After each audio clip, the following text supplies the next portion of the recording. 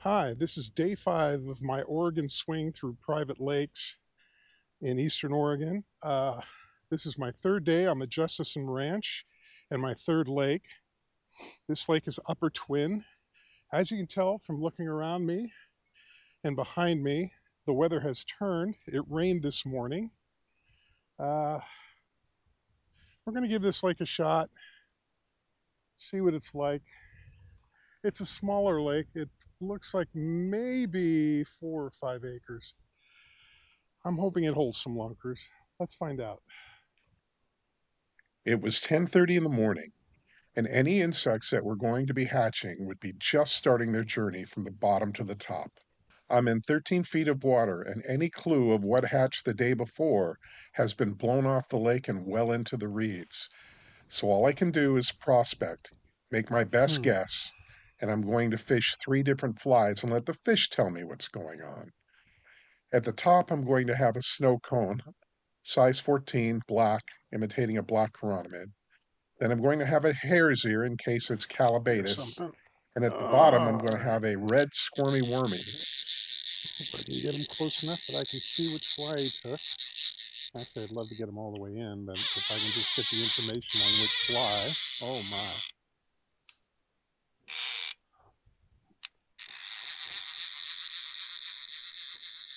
My bottom fly is at about 9 feet down.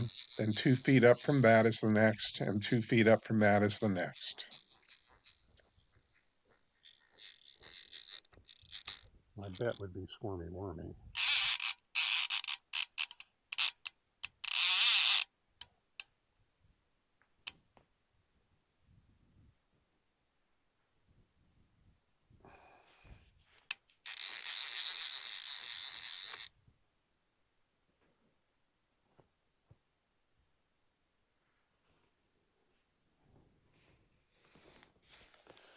So let's talk about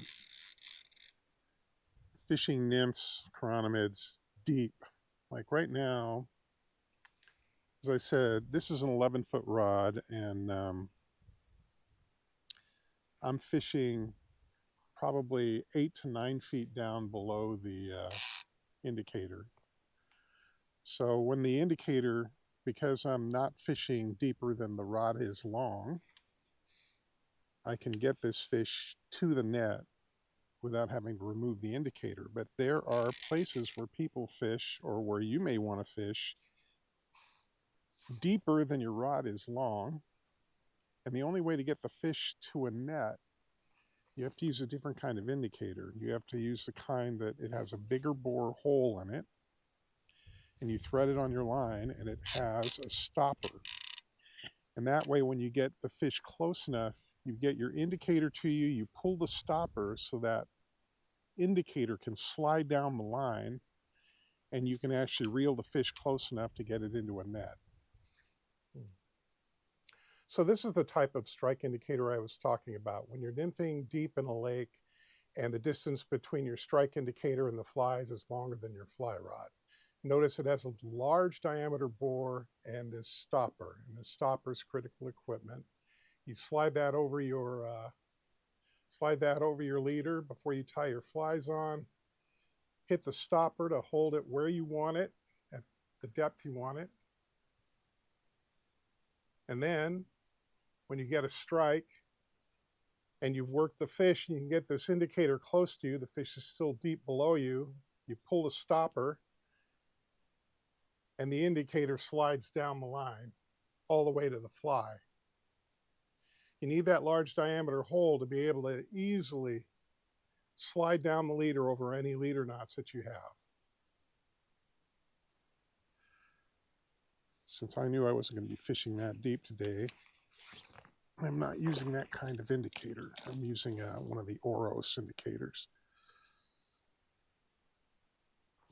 But there are places like British Columbia and Pass Lake in Washington where people typically uh, fish sometimes 20, 25 feet down below their indicator. So landing fish and fighting fish becomes a two-step endeavor. And the first step is you've got to get yourself to the point where you're in the fight and it's getting close to over. and you can get that indicator close to you and pull the stopper on your indicator so it slides down the line, and then finish the rest of the fight to get the fish to the net. Oh, this guy's strong. Oh, really nice rainbow.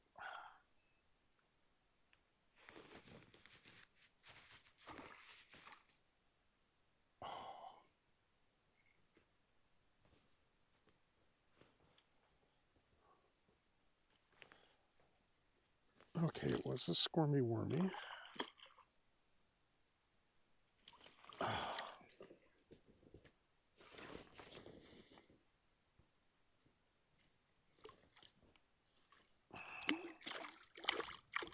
Always back into the net. What if I told you, you're not welcome in my net? All right, off he goes. See if he has buddies. All right.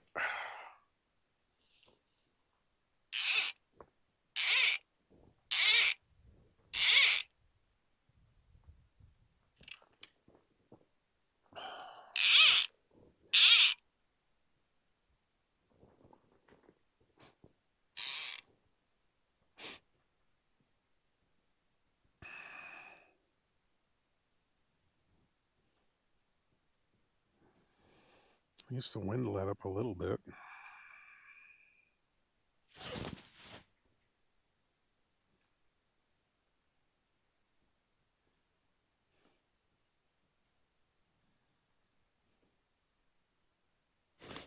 Oh, that was fast. Oh, gone.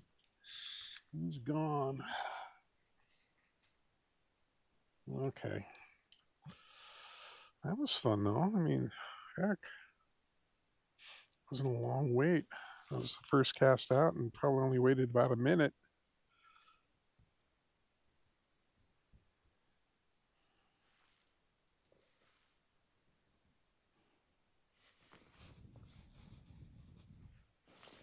There's a fish. Oh, is he still there? He's still there. Yeah. Ooh, acrobat.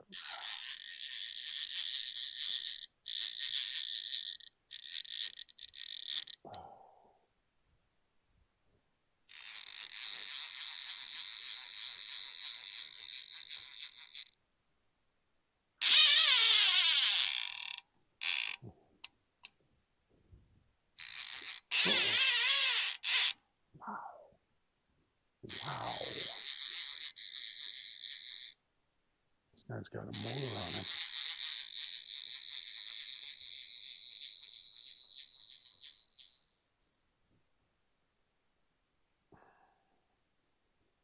Okay, squirmy wormy again.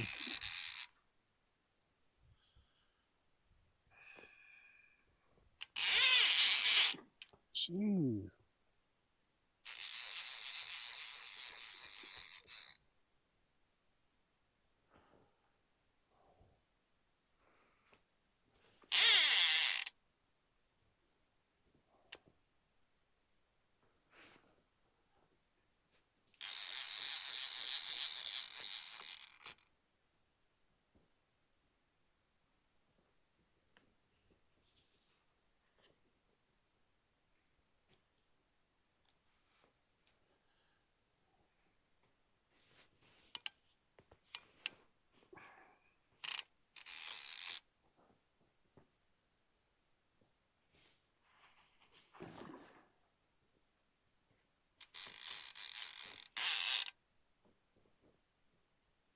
Come on, buddy. You've got to be getting tired, right?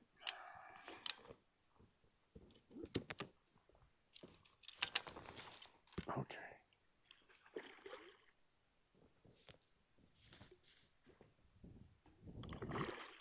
Oh, oh, jeez. Come on.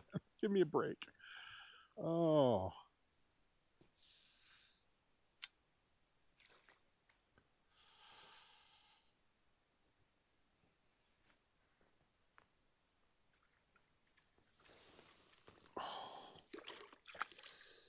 Oh, fat fish. All right, friend, hold on. I'll get you out.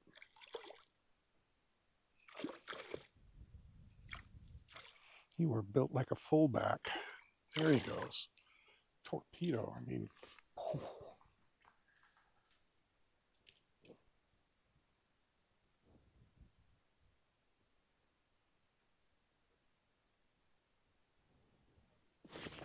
There's a fish.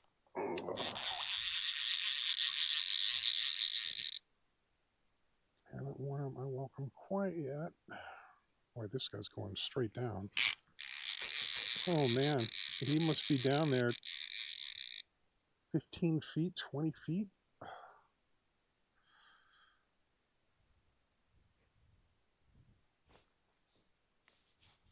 He was down deep enough I could barely see my indicator down under the water. Oh, this is a strange fight for Rainbow. Oh, jeez Louise. He's making for the bottom.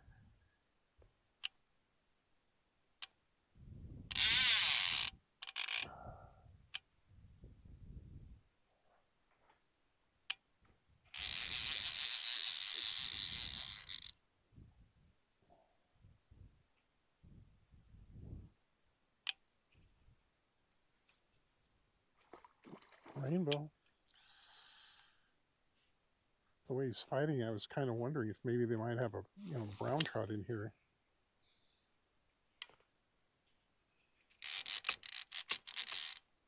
Oh shit.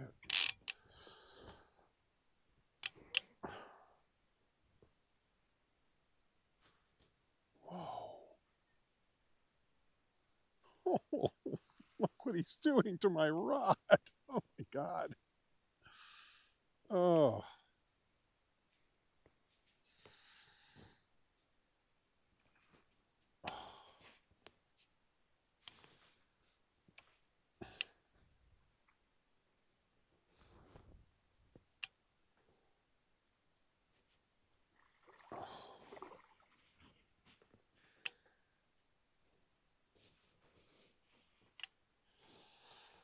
Okay.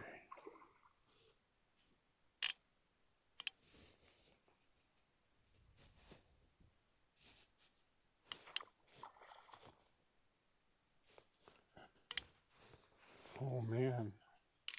I think he almost got the fly out on that little move.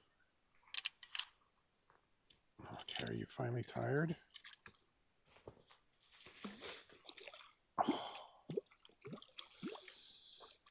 Oh, come on, baby.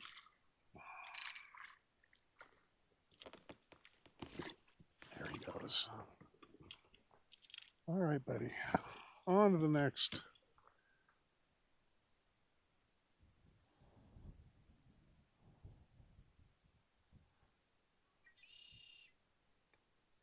Thank you. He got his foot tangled in my leader for just a second.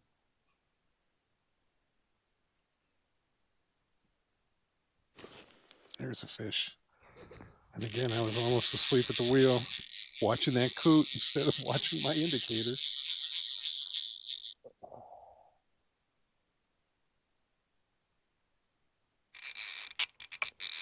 Okay, I see one fly. Squirmy wormy again.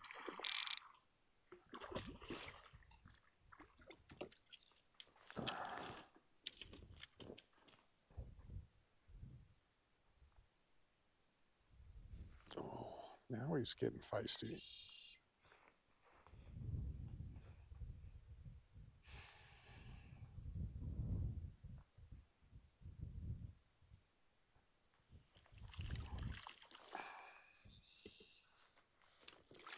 Oh, oh, got him. There we go. All right, this seems to be working really well.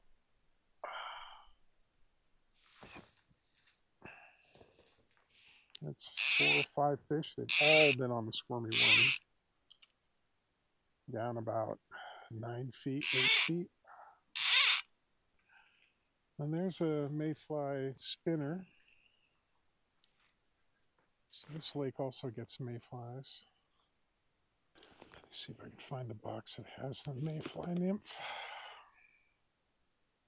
We had like 3 or 4 fish working in here.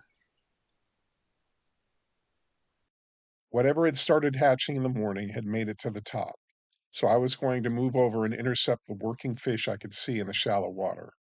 It's only 3 to 5 feet deep where I'm fishing now, so I have to shorten up my spread of flies.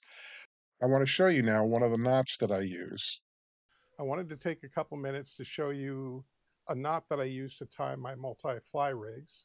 When I fish multiple flies, I usually hook them in at the hook eye and also at the hook bend for the next fly on the chain.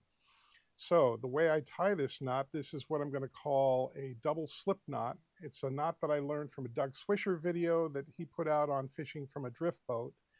And his claim was when you're fishing from a drift boat, you should know knots that will allow you to change leader or change, tippet or fly within 20 seconds. So this is the knot that you use for changing your fly in 20 seconds. So we got your tippet. In this case, I'm using fly line just so it's visible so you can see exactly what I'm doing. Okay, so what you would do is you create a loop and you create a slip knot over the main part of the line like this. Okay. I've got old, shaky, arthritic hands, so it's a little tougher for me these days. Okay, so I've got a slip knot. Now, if you put that over your hook and cinched it down, when you put a little pressure on it, this whole thing would unravel and come undone, and it's not a very strong knot at all. So how do you make it strong? You reach in through the loop like this. I'm reaching in through the loop, grabbing the main line, holding the tag end, and you pull through, create a second loop, tighten down the original loop over the main stem of the line, and then you have a loop that you can loop over the bend in your hook and you cinch it up, and that's your knot, and that's a very strong knot. And since I hooked and lost that one fish and started tying up, I have not. I was going to say, I was just commenting on that maybe I blew it, and oh my goodness, he's got size.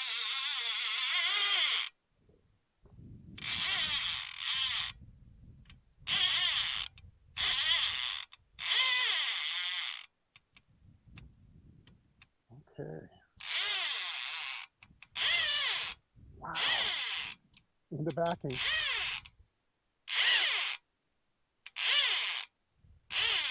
Come back, buddy.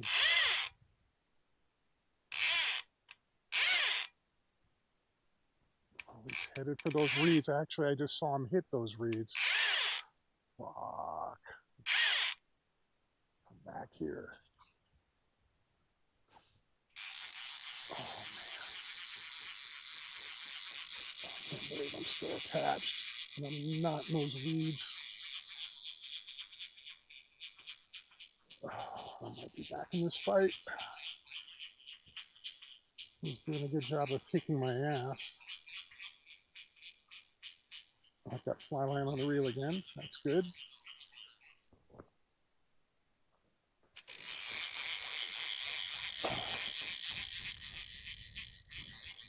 Oh, he's no longer headed for the reeds. That's nice too. All right.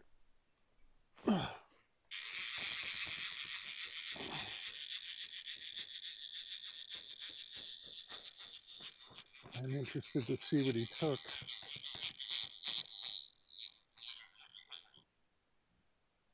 Oh,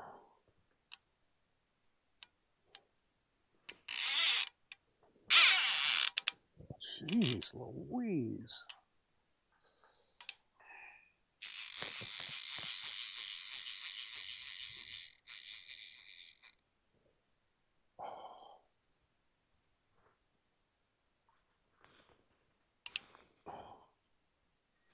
Beautiful rainbow. Man, bright pink slash along his side.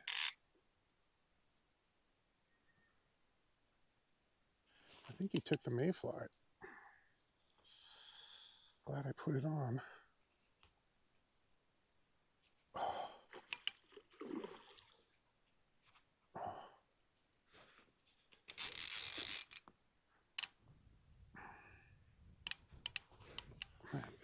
Beautiful, beautiful fish.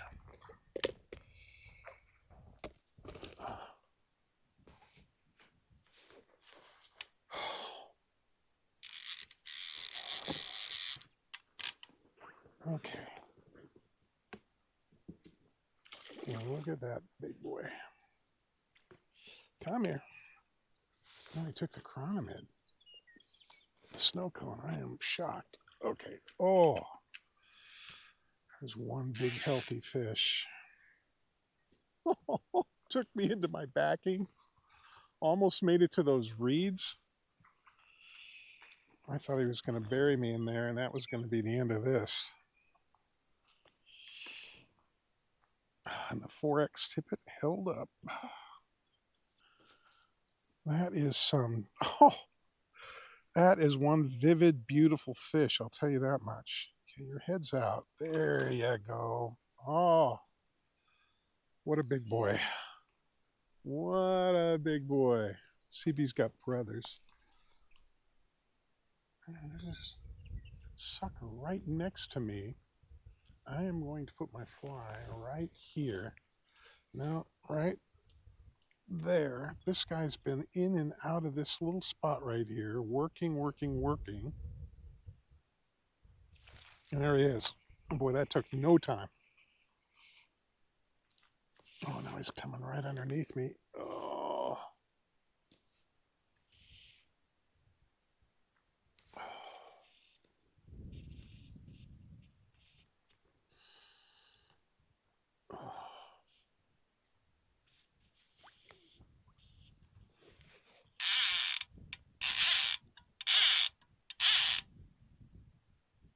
Mm.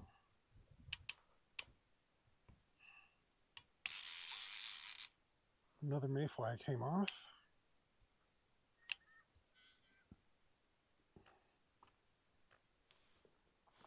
Again, really curious to see what he took.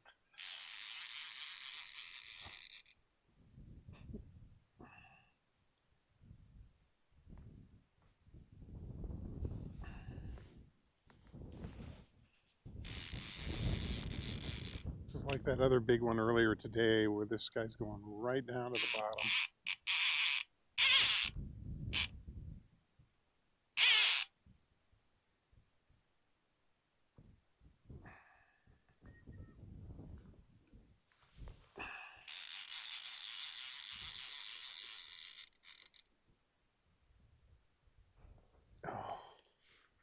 Oh, strength of these fish.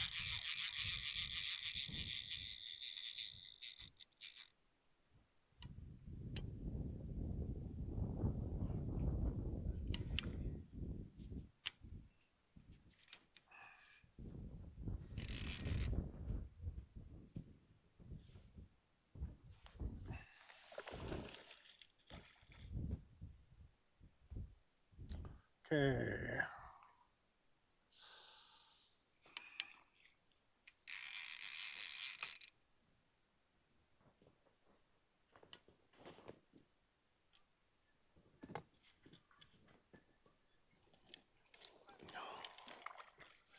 Another beautiful fish. Oh, I think he took the mayfly. Nope. Snow cone again. Two in a row on the snow cone.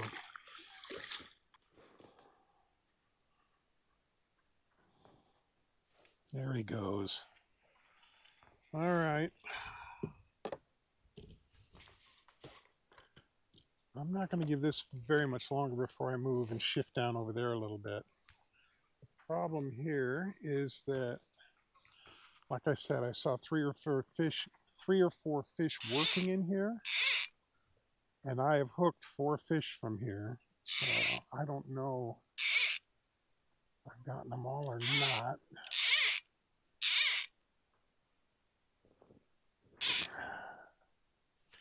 Actually, that other corner in the morning, fishing deep, that wound up being a little hot spot. There were about 6 fish in there that were caught. There's a fish.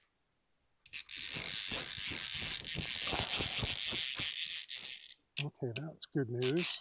No, I'm not seeing them rise. There are fish working in here.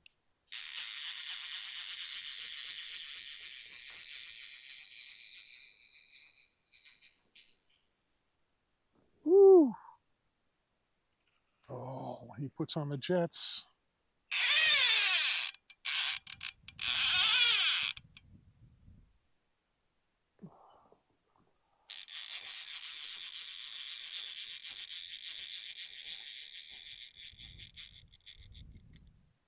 Oh,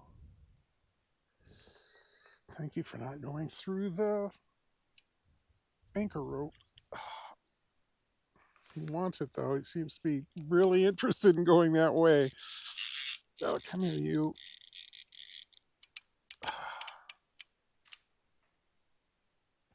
There's one good bit of information I want from you, which is what did you take? You took the mayfly net. Okay.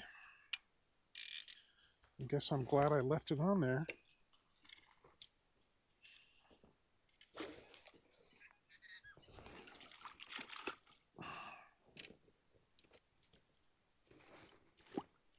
There he goes. All right. See if he's got a big brother. Saw fish rise like about 8 feet further than my indicator is, but there's a fish. Might be the same one. Okay. Please come away from the reeds.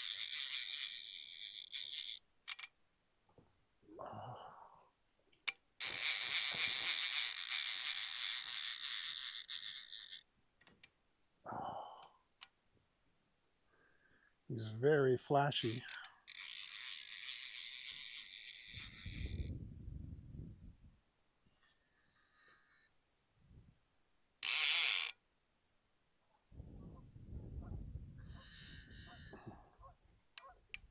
Oh, no, no, no, no, no, no, no. He's taking me back to my anchor line. Oh.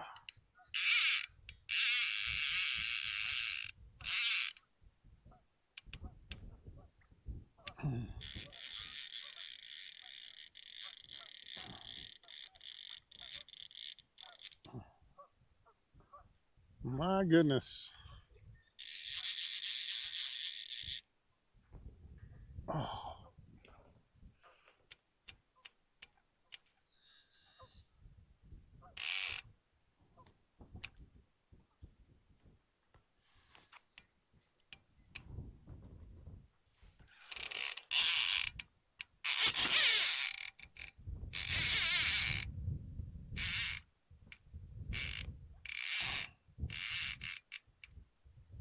Let's see if I can work the wind around. Okay.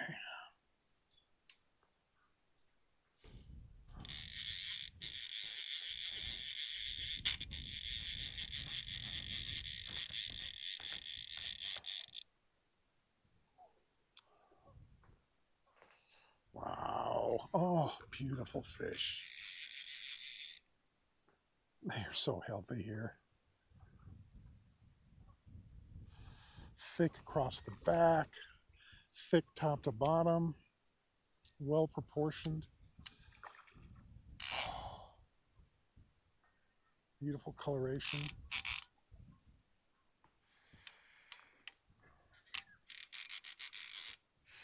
Here's another one. He went through the filamentous algae on the bottom and pushed that indicator up a good foot, 2 feet.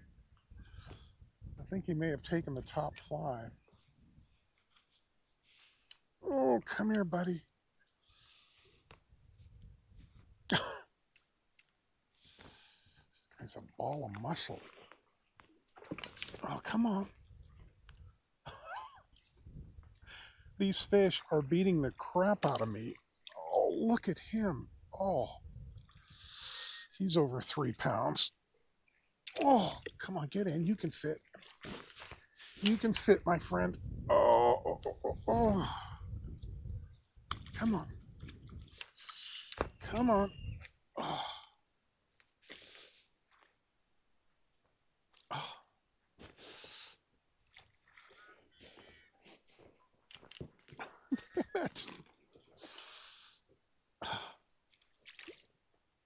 Got him. Oh, that wasn't easy. That is one amazing fish. And a fighter. Come on, buddy.